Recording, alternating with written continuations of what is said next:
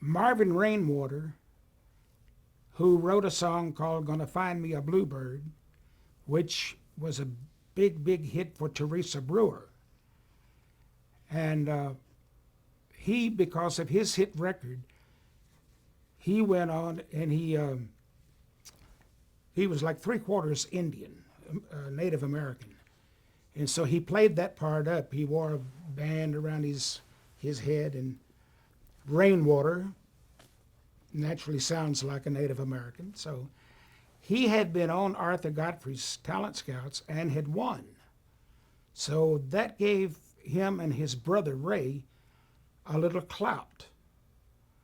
So they called Frida, can't remember Frida's last name, who was the talent coordinator, and they started plugging me to get me on. So it finally happened. I had to go in for an audition. And back then is when rock and roll, this is like 1957, around 1957. And so from playing nightclubs, I had found out if you're going to entertain an audience, you better give them what they want. So we played rock and roll, we played blues, we played everything, anything that it took to reach the people.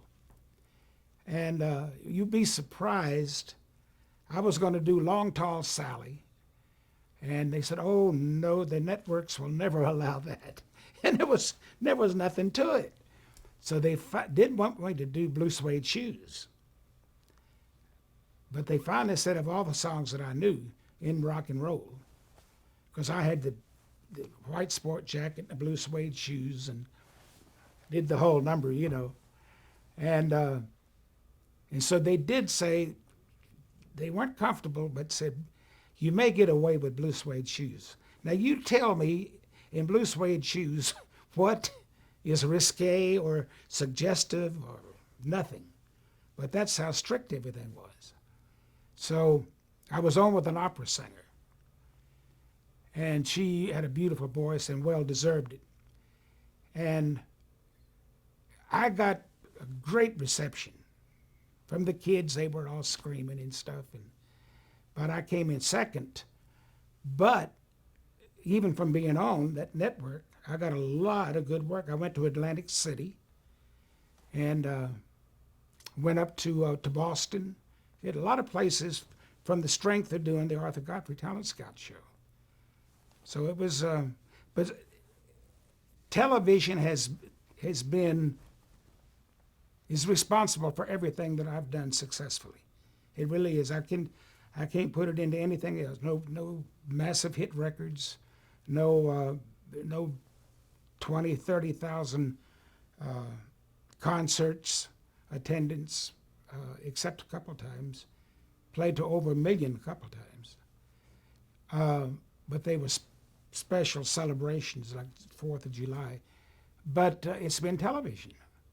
You know, you put this face on television, week in, week out, week in, week out.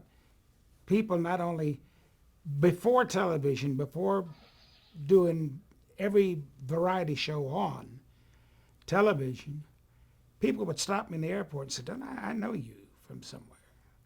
Or they'd say, "Aren't you the guy I saw was on television? What do you do?" But after I did so many of the variety shows, they'd stop me and they'd say, "Hey, Roy, how you doing?" They knew who I was, what I looked like, and what I did, all from seeing it and hearing it at the same time on television.